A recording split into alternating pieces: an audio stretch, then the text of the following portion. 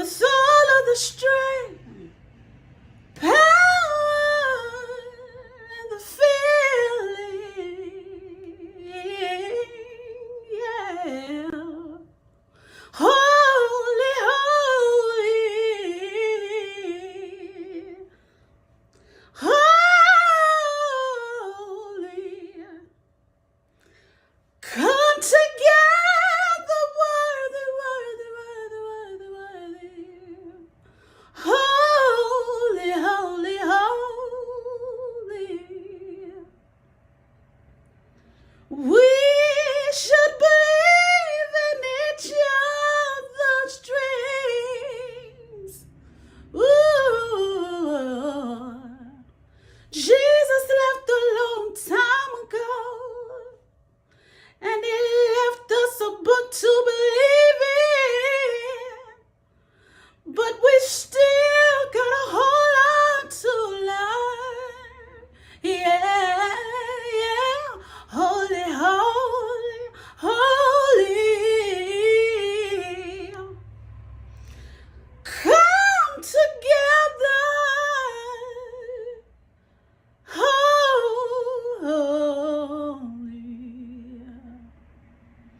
Holy, holy, holy, holy,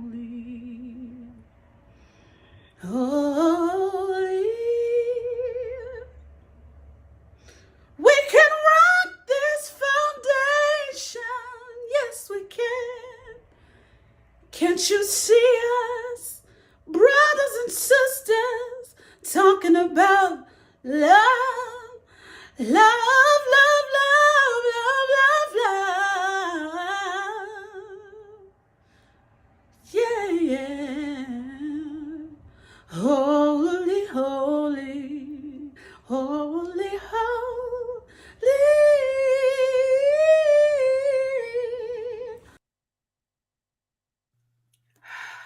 Holy, holy. Welcome to our Holy Grounded anniversary experience. Holy Ground Spiritual Center welcomes and celebrates 4 years, okay? And in celebration of 4 years, I wanted a 4-day event because why not? And Spirit led me to the theme Holy Grounded. So, Holy Grounded, as you would hear from the many expressions of our speakers, includes being grounded in mind, body, spirit. And when you are grounded in mind, body, and spirit, the next thing that is available for you is an experience. So today we kick off our Holy Grounded anniversary, 4th anniversary in mind with whom I affectionately call Mama Bonnie and Dr. Bonnie to most. And she's here to share with us on how to be wholly grounded in mind. And I just want to say thank you because I am not here alone. I am here with my ride or die, my friend, my mentor, my brother, my kindred spirit, Reverend Cedric Harmon. And he will be here to guide us through this night, as graceful and eloquent as he always is. And so I just want to welcome Reverend Cedric Harmon tonight. And just want to say tomorrow we will have Body with Coach Ren Jones at 11:30 a.m. So join us. And Sunday we will have Coach or Prophetess Injiri Kamara leading us in spirit.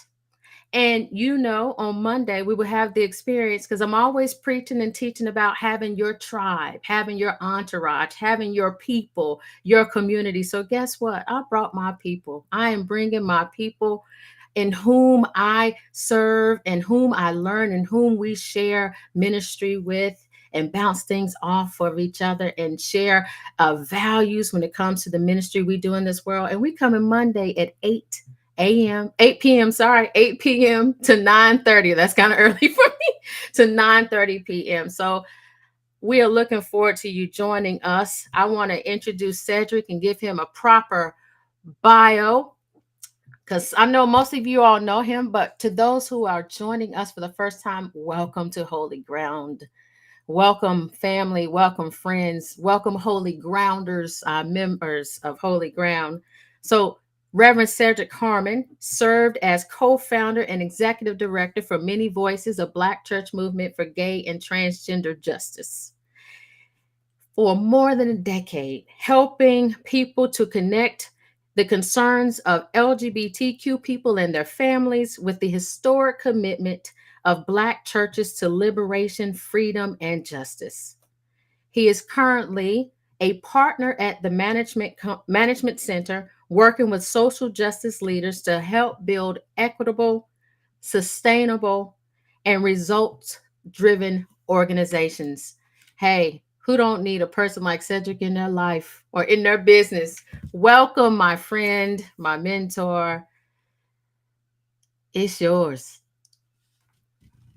It is wonderful to be with Holy Ground Spiritual Center once again.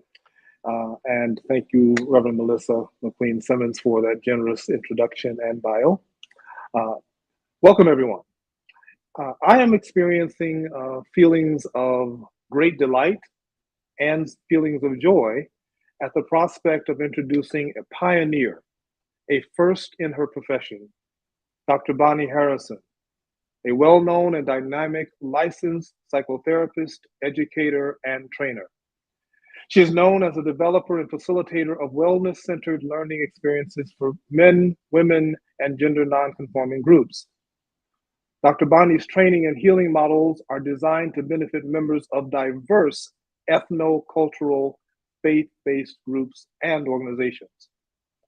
Dr. Harrison developed and facilitated the first known counseling service and support group for HIV/AIDS diagnosed Black, same gender loving men and women in New York.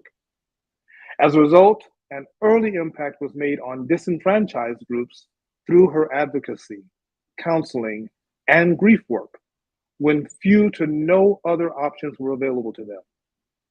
She was selected by then Mayor David Dinkins, the mayor of New York, as the first chairperson of the LGBT Mental Health Concerns Committee.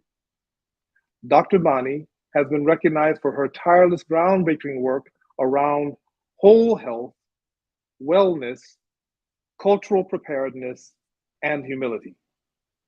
She developed a counseling model called Progeny that addresses the damage done to those impacted by historical harm and race-based trauma, the victimized and progeny of the victimizer. Her international and global reach includes, but is not limited to, the continent of Africa, the Caribbean, and Central America.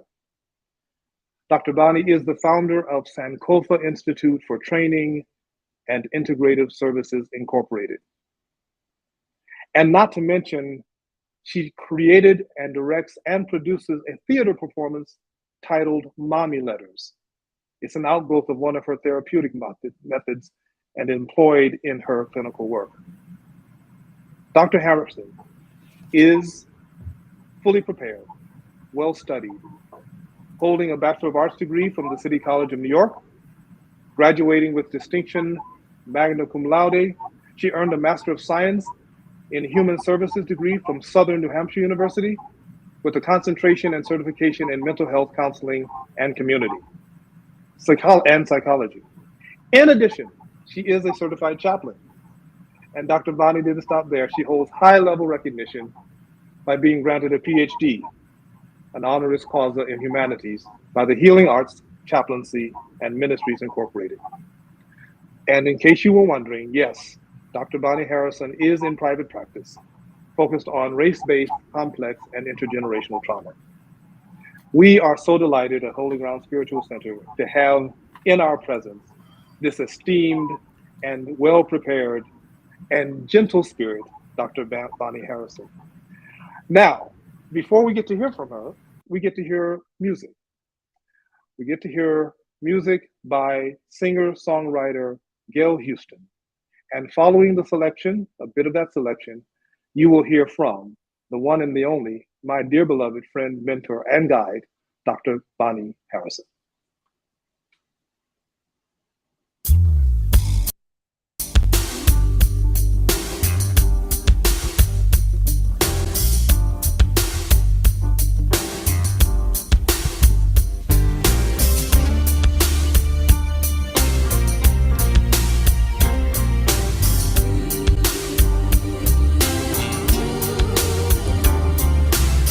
Things are changing, they're never the same.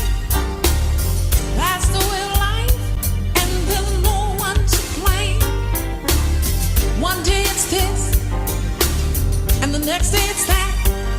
But there's only one thing that's a matter of fact, and that is God is, God is, yes, God is. Hallelujah.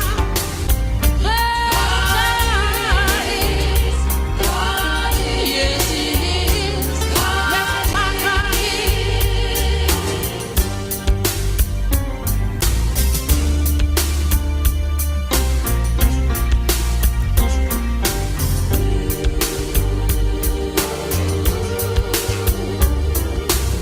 There's only one spirit, and there's only one voice. It gives unconditional love and freedom of choice. Change gon' happen, change gon' come. That's why God sent us His only begotten Son. Oh, God is, God is, yes, my, oh, hallelujah. Say it for me, yeah. Oh, my God is.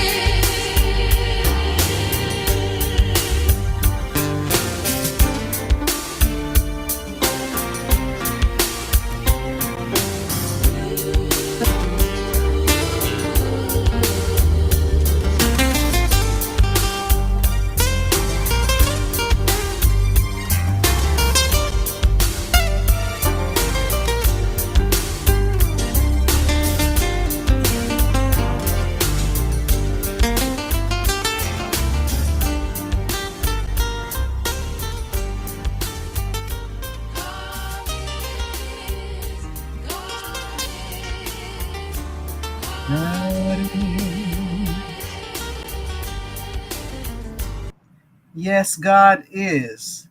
This is an amazing song. I absolutely love it. It's a song that was written and sung by a dear friend of mine, Gail Houston.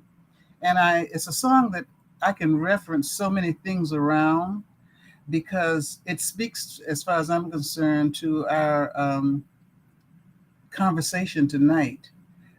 Because we're talking about being wholly grounded. And God is a representation of the whole and the ground, our foundation. That's what so many of us in so many cultures do believe, in a creator that is whole and is flawless, is omnipresent and omnipotent. So this song informs what I'm going to be talking about tonight. It sort of supports my belief that the work that we must do in order to be wholly grounded in mind, body, and spirit is work that's required. It's inner work, and it's revolutionary work. Because revolution, when we talk about it, it's actually the complete overthrow of an existing system. And if we find ourselves in systems where we are unhappy, where we are miserable because of the things that we experience in our lives, then it means that we need to change the way we think, because the way we think impacts how we feel, and how we feel, of course, impacts the way we behave. So The first thing I want to do, though, is to just give thanks to Reverend Melissa McQueen Simmons and her tribe. She calls her supporters, her allies, her tribe. And we all have one, come from one, need one. And it's because of her tribe and her dedication that we're here now 4 years later after the birth of Holy Ground. I start saying ministries because it actually is a ministry as well. But we're 4 years post the birth of Holy Ground, and she was wise enough to recognize that we are whole, and we're talking about wellness. We have to talk about wholeness, and that means that we need to be grounded in the 4 major areas of our lives. So we have tonight, I'm dealing with being wholly grounded in the mind. And it's really an honor to talk about that, because one of the reasons I chose psychology at the level that I did was because I wanted to make a difference. I knew that because of the historical experience of my people, we were deeply wounded. And that woundedness needed to be healed. And I also knew that it would not be healed using traditional ways of doing it. I also knew that our survival and our thriving resulted from us having a deep, profound belief in a power greater than ourselves. And so that tells me that whatever we do, that has to be a part of the equation, having a ground to operate from. And so let's just briefly talk about what it means actually to be grounded, to be wholly grounded. And so when I talk about the process of grounding, what I recognize is we are talking about not only something that addresses the individual, but it also addresses the systems that impact individuals. And again, that's one of the main reasons I chose counseling psychology and community psychology, because I wanted to impact how people on an individual and familial level were impacted by the community, and how the community impacted individuals. And how do we go about healing community if we aren't going about teaching people how to heal themselves on an individual level? And that requires a healing of mind, body, and spirit.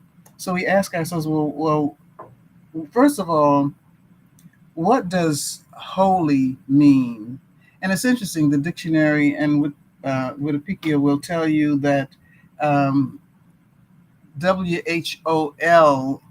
WHOLY is a misspelled word, because the correct spelling is WHOLLY. And that's true for some people who believe that, but we also, in being in revolutionary process, we realize we have to define for ourselves and identify for ourselves who we are and the systems that we adhere to. So when we think about the work that we do and the work that Reverend McQueen does, we are talking about looking at a whole. We're talking about looking at a whole person. We're looking at whole systems that impact whole persons and whole families and whole communities. And so how do you then know when something is whole? When you're grounded and your mind is whole. And you know that, I think, when you recognize there are no missing parts. You're talking about then integrity. All the parts are there. You're operating from a position of wholeness when you're operating from a position of integrity. And if integrity is missing from what it is we do, it doesn't work. And we cannot be wholly grounded. We will not be functioning as well people, and we won't be functioning as whole people. So when we talk about being grounded, what is that? Well, ground represents foundation. It comes from a standpoint of unshakability, meaning that if you are grounded, the likelihood of you being knocked off course is less likely than it is if you are ungrounded. So how do you know when you are wholly grounded becomes a question. And what does that look like? What does it feel like to be wholly grounded? One of the things I think that points to being in that state of mind and that state of being is when you are deeply and fully present mentally and within your spirit and your experiences. That's when you know that you are wholly grounded. And this is a very important area of focus because it's that powerful area where experience and responses to historical harm, slavery, for example, those experiences our ancestors had, they sort of took the brunt of what we didn't have to experience. And they transitioned and went to another place with all of this pain and this tragedy, this trauma, all of that embedded in their memory. And it is in their DNA. What we know with the newer fields of neuroscience is how trauma affects the brain and how trauma affects every aspect of the body. One of the things we know is, and we observe that among African descended people, particularly Black African Americans, there is an unusually high propensity towards certain kinds of illnesses, cardiovascular disease, hypertension, diabetes, heart disease. Then there's depression and anxiety.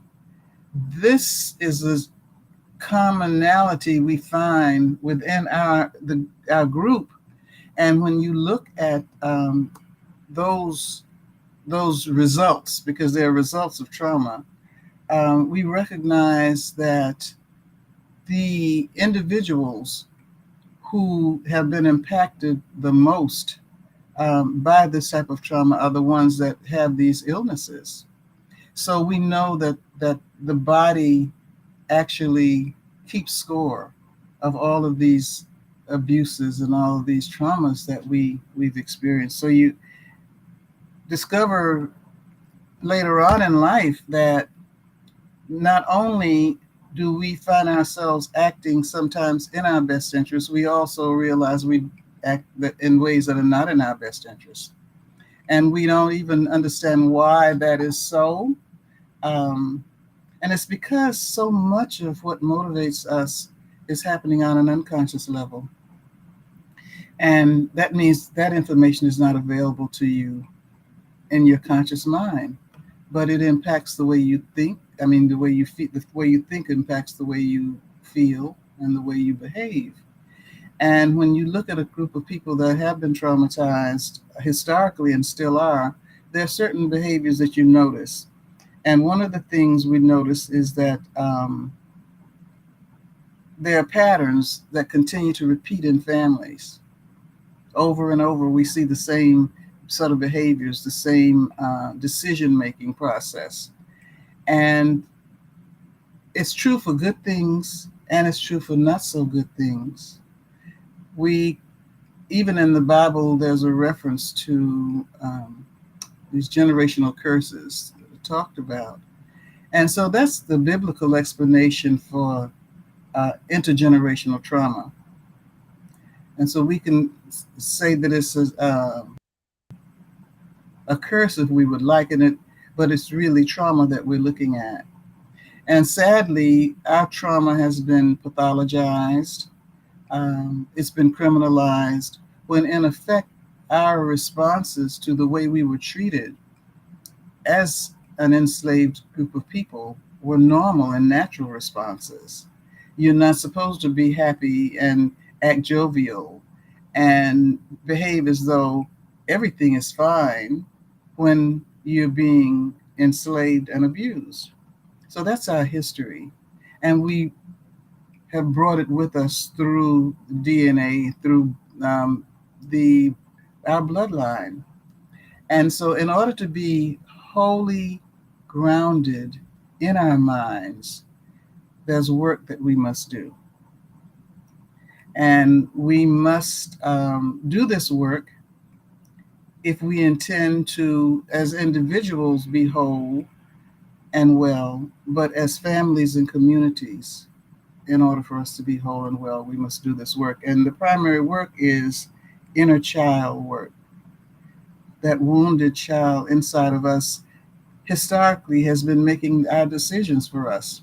And that's why a lot of us find our lives are not working out the way we really want them to. And we go through a lot of suffering. And that has a lot to do with the decisions that we make. And if you're making decisions based on mistaken ideas, distortions in thinking, if you're making decisions based on messages that you're getting that you're not even aware that you're getting, but it's something that's connected to the past, for you, it feels like it's happening all over again and it's right now today. When in effect, what you're responding to is something that happened. It might not have even happened in your lifetime, because there's such a thing as both primary and secondary trauma. So you don't have to have the experience yourself. You can just hear about it from relatives. You can hear about it from friends. You can hear about it from family, things that happened in the past. And it can be traumatizing just to hear about it. And so it requires work. It requires healing work. And so we generally don't know. We sometimes know when things aren't working, but we don't always know why. And that's what this personal inner child work will allow us to find out, the whys of what's going on with us. I have some notes here, and I just want to mention a couple of things. When a person is fully grounded, wholly grounded, that person is not preoccupied, they're not distant, they're not split off from themselves and what's right here, right now, because of fear and insecurity or shame or whatever other emotional chatter that takes them away from the present time and really away from themselves. Another thing you discover is that individual is firmly connected to themselves and not overwhelmed or confused or swayed by people or the energy around them. Those are your personal experiences. And a lot of us, I know I find myself still struggling with maintaining my ground, maintaining my center when I'm in an environment or around people, and the type of energy they bring to the table is not an energy that supports the space that I'm in. And I have to think about what's going on with myself. Practicing mindfulness will allow you to become aware of what you're thinking and what you're feeling and how you're breathing. Is your heart rate faster? Are you clenching your hands? These are signals that you're experiencing trauma responses. And these are not responses that you experience when you are not living in the past, when you're not thinking about something that happened to you. And the thing that makes it difficult for a lot of us is some of those things are still happening. So we're being constantly re-traumatized over and over again. But a person that has done and is doing this work is a confident person. They are secure more often than not. Now, no one is perfect, and some days your best won't look the same as they did the day before, because we're not always of the same mind. We're not always in the same spiritual space. So when we practice doing our best, it's going to be important for us to be gentle with ourselves and realize that our best won't always look like our best. It's based on what your situation is today. Because what it was yesterday, you might have had a lot of energy and a lot to give. that you might not have today because of something that you're experiencing that causes you to get off your center. Another thing, one of the most significant qualities of a wholly grounded person in mind is that they are authentic. The person shows up authentically, and they are able to be honest about what they feel, because they recognize that to hide or withhold who and what they are would mean disconnecting vital parts of themselves from their present moment and experience. So what that does is shuts the individual off from the here and the now, what's really going on in the present moment. So you're not present. So if you're not present, you're not able to really attune to your real needs and to take care of yourself, because now you're in the world of your wounded child. And that's operating out of something very unconscious for you at that moment in time. The thing about that dynamic also is that this wounded child, until they are healed, is the one that's actually making decisions for you. They'll help you choose your partner, help you choose what you like and don't like, help you choose your friends. They're involved in every decision you make. You just don't know that that's this little person that's wounded, that's trying to be a big person because that's what they had to do when they were little, making your adult decisions. So it's a small wonder that your life doesn't work the way you want it to, because the adult you is not informing the situation. So doing this decolonization work, decolonizing our minds, decolonizing our attitudes, our spirits, the knowledge that we carry has to be decolonized, because every aspect of who we are has been influenced by these systems that were designed to keep us in an inferior, felt less position.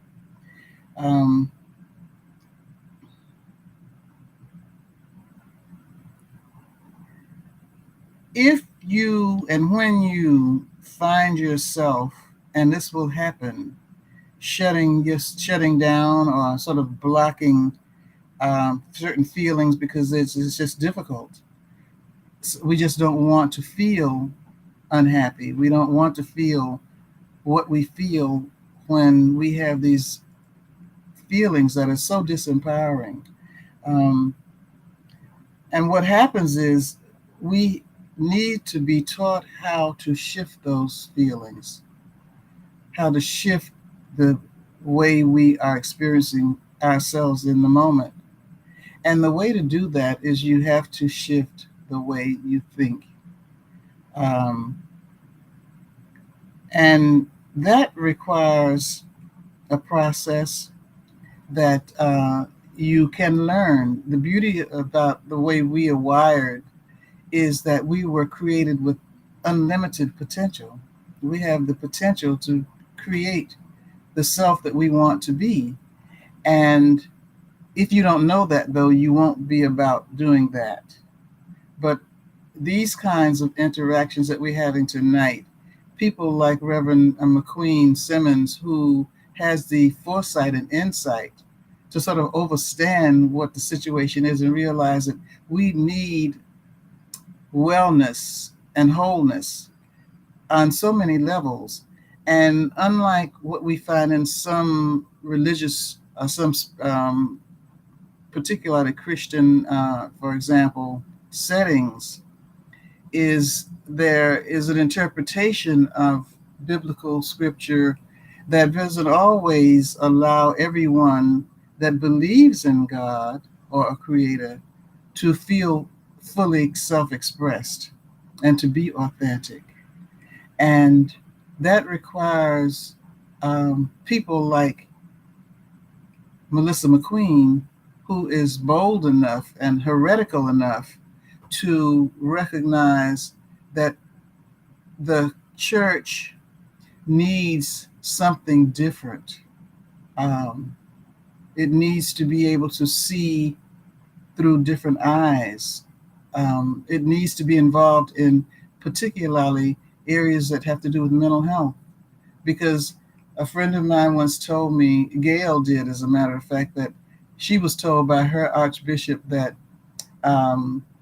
church is really a spiritual hospital. And people that come to church really come because they are not well in their spirit.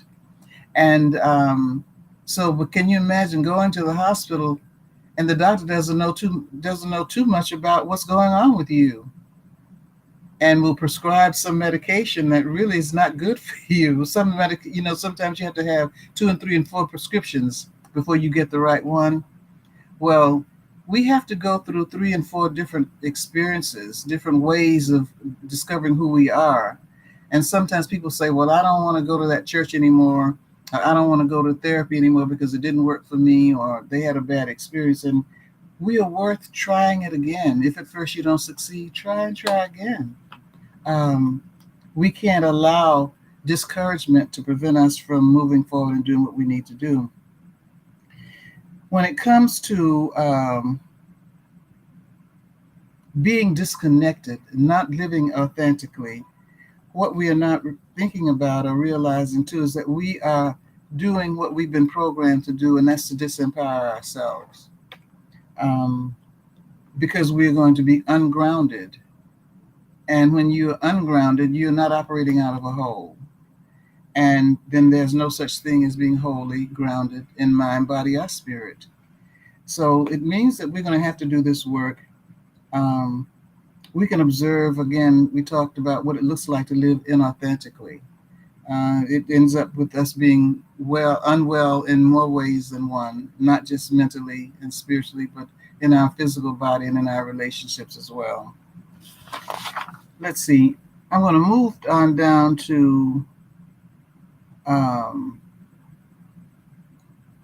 the process and some of the results of what it looks like when you are going through this process of decolonization. There's some things that you do, some things that you must do. One of them is to question and examine what you've been taught and come to believe by those very people and systems that control society and our lives. We must question and examine what we've been taught and come to believe. We also must do inner wounded child work consistently and with intention. If not, that inner child is going to continue to make decisions for your life, and you're not going to be very happy. You also need to identify and heal your personal trauma, thereby healing that of your parents and your ancestors. We need to develop a consistent and intentional relationship with relatives who are no longer with us, those that have transitioned. This is a very powerful process that we have been taught not to engage in. We've been taught that the dead is dead, so there's no point in engaging them. We've also been taught erroneously that some groups of people worship the dead. Well, that's not true. Indigenous cultures, indigenous people revere their ancestors. They revere the dead. That's different than worshiping. So it's important for us to revere, acknowledge, love, respect, and constantly keep the memory of and the deeds of those people that are our ancestors alive. When we have everyday personal experiences with them, conversations with them, because it's just that simple as a conversation, they in turn reward us by giving us information. That's the job of our ancestors. They have traveled on. They're in another plane. They have information we don't have. They know about what happened on this plane, and they're in another plane. And so they can be very beneficial. That's what is believed in traditional African society, that our ancestors served the purpose of bridging the bridge between the spirit world and the mundane. And you don't have a bridge that you can use effectively if you're not in communication with your ancestors. But we've been taught that that's something demonic, satanic, about even talking about ancestors. When what is demonic and what is satanic about having a conversation with someone that loved you, that you love, because spirit it cannot be destroyed. It is infinite. Then how is it that the spirit of your so-called dead ancestor is destroyed? You wouldn't be able to remember them if that was so. It would be just like tabula rasas, an empty slate. But they are there. They exist to help us. And once we have the experiences we do and begin to realize a lot of these experiences are nudges that we get from our ancestors. It comes up in our intuition. Ancestral memory comes up in our senses. We sense things. We go to a state of knowing. We have someone that we call something. Something is an ancestral spirit. And we know that if we had listened when something told me not to do that, something told me to do that. So we need to become more familiar and friendly with something. Something is an ancestral voice that is there to tell you, to warn you, to show you how. And a lot of us have had experiences when we didn't listen to something and we wish we had. We said, oh, Lord, I knew better. Something told me not to do that, or something told me to do that. So developing this personal relationship with ancestors is necessary and it's a requirement. And if we're examining the stories we've been told and the programs we've been given, we will discover that it's to other people's advantage that we don't have a relationship with our ancestors. And it's to our advantage that we do develop that. Let me just go on. I think the last thing I want to say here is we need to examine and change what's necessary about our lifestyle that's disempowering, and it resembles acts of learned, internalized hatred. And we do, all of us have some internalized form of self-hatred, some more than others, but we all have some of it because that's what we were taught. Very negative things about ourselves. And the way we know that is it shows up in, as I said, acts of learned, internalized self-hatred. We all look at our diet. Do we exercise? What about negative and disempowering thoughts? You need to learn what your fight, your flight, your freeze, your accommodating, and your placating reactive behaviors are. Because we've all, as I said before, been traumatized, so we are going to respond in some of those ways. And so it's important to begin to learn yourself well enough to know when you're being reactive as opposed to proactive. Then you consciously and intentionally work to change those disempowering behaviors. Then the last thing is, the seventh point that I have listed here is that you engage in increasing levels of high social interest, meaning that you do things that are going to benefit others, not just you. It's not just about you. You have empathy, you care, and other people you see actually as a part of who you are. You don't respond to people reactively and with anger when you recognize that they too have a wounded child. They too are in search of happiness as you are. You learn to forgive yourself. You've got to learn to be forgiving. Not forgetting, but forgiving. And it's not about forgiving the other person. You forgive yourself for the damage you did to yourself operating out of a wounded inner child. So the forgiveness is for yourself, allowing yourself to be in the situations that you were that brought about this suffering. So I'm going to stop here now and just say that engaging in these acts of high social interest is an ongoing process, something we need to do all the time, and it's reciprocal, and we're worth it. So I would encourage people to think about these 7 points that I mentioned, and to look at yourself and see how wholly grounded in mind are you. And getting back to, as a matter of fact, the song, God is, the thing that I think is going to be important for us to recognize is that God is able and powerful, omnipotent, and omnipresent everywhere all the time at the same time.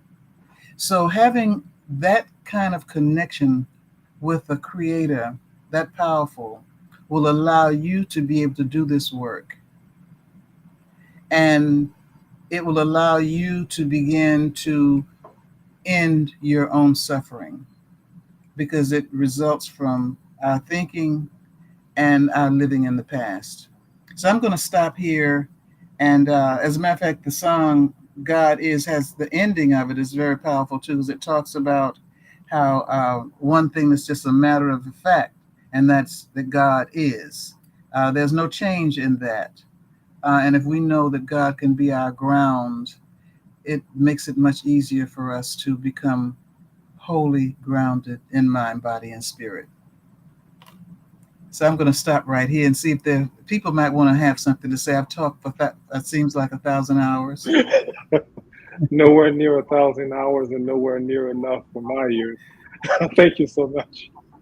Uh, I want to say that it is amazing the ways in which Dr. Bonnie has challenged us to cast off some of the limiting thinking that we may have towards ourselves, to really embrace an understanding of who we are, of our ancestral lineage, and what we believe, because that ancestral lineage and what we believe and who we are, I believe there are portals to our healing if we engage them in this way that Dr. Bonnie has shared with us. So I would love to hear Dr. Bonnie talk about that depth of self-knowledge and self-knowing.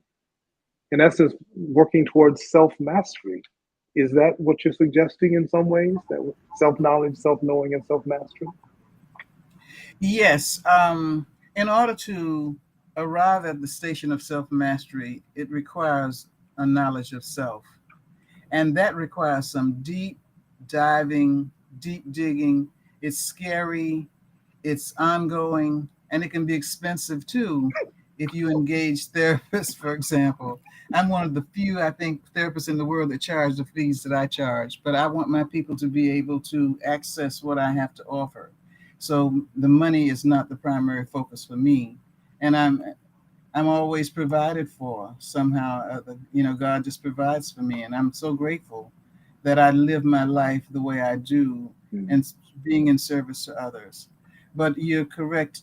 Self mastery does require introspection, and it requires owning your own stuff, and that is very hard to do. I am in therapy still, and sometimes my therapist points things out to me in my session that I bring up, and it's all about, it's never about me, of course. It's about the other, the whatever. And it's really wonderful to get an opportunity to see, wait a minute, no, there's more than one way to look at this. And if you look at it in this way, then it's not about blame. It's about it is what it is, the situation being what it is. Now, what do you want to do about the change? Because the change has to come from you. So this work is requiring us to bring about change, and it's internal. That has to happen internally. And without the mind, you wouldn't be aware of a spirit. You wouldn't be aware of body. You wouldn't be aware of anything without mind. So that's the first place we have to start doing the work, the healing of our mind, so that it can truly become whole and grounded. Thank you for that. This This notion of unshakability and integrity, working from a place of integrity, often people think that that means moral integrity.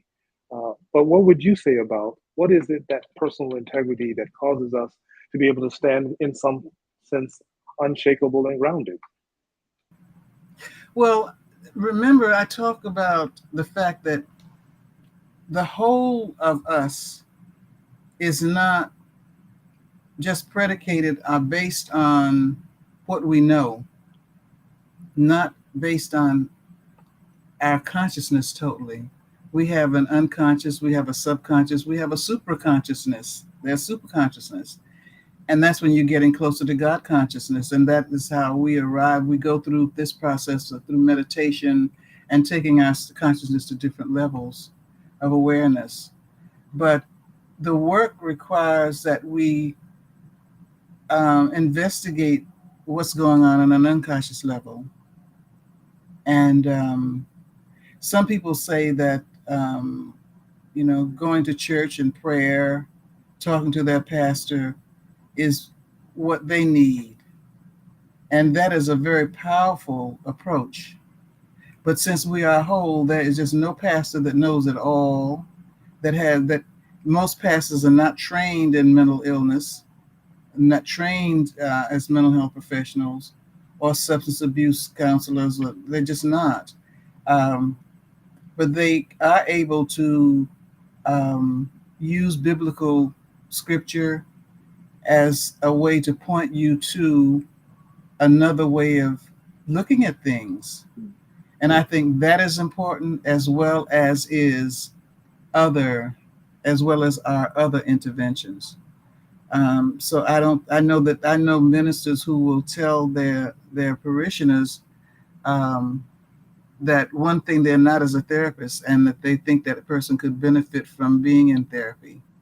And so they won't sit there and try to keep someone under control by not telling them the truth and being authentic.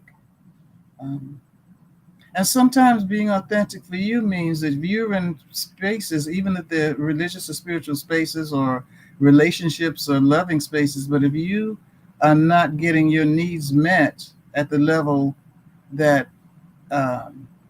doesn't cause you to feel so miserable, then if you're not getting those needs met, even if it's the church, then you might want to begin to, first of all, find out why. If it's about the church, or what is it about you? What is it you bring to the table? Because it's not just about the church, but it is your responsibility to find another home, another refuge. If home is not safe, it's just like some children grow up in very unsafe homes, and they need to be removed, and they are in so many cases. Sometimes those that are not removed grow up to be very unhealthy people, or they grow up dead. They end up dead. So your home should be a place of safety and refuge and validation, and it should not be a place that keeps you crippled. Yeah. Well, we are winding down to our allotted time. I hope that every holy grounder and every viewer is recognizing the value of taking care of the mind, what we call mental health. And it is about health, being well, being whole, and starting with the mind. That's where we began tonight. And we want to thank Dr. Bonnie for guiding us and giving us ways in which to approach healing for our mind, body, and spirit, starting with mind. And I think that we have a wonderful beginning on that journey. And it's a journey. I know that I worked with Dr. Bonnie on some healing work, and we talked about it as the healing journey. It's not the destination, it's the continuing on the journey and on the path.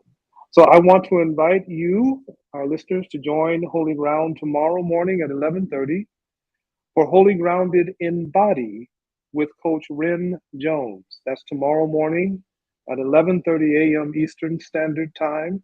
Holy Grounded in Body with Coach Ren Jones. Thank you so much for being with us tonight. I've concluded my work and have been inspired and moved and touched and reminded, because Dr. Bonnie is my friend and my guide. We have had many conversations where she has helped to guide me and is available to guide you. I'll return it now to Dr. Bonnie for some closing thoughts and words, and then we will say adieu after that.